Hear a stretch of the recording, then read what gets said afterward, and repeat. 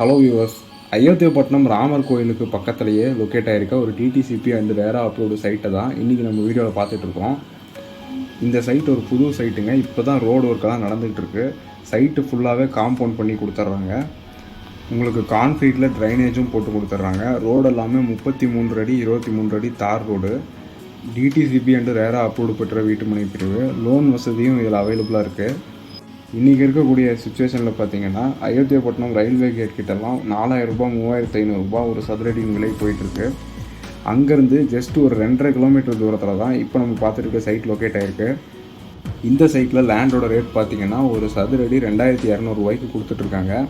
So உங்களுக்கான பிளாட்டை நீங்கள் சீக்கிரமாக தேர்வு செஞ்சால் தான் இதில் நமக்கு பிடித்த மாதிரியான வீட்டு மனைகள் வாங்க முடியும்.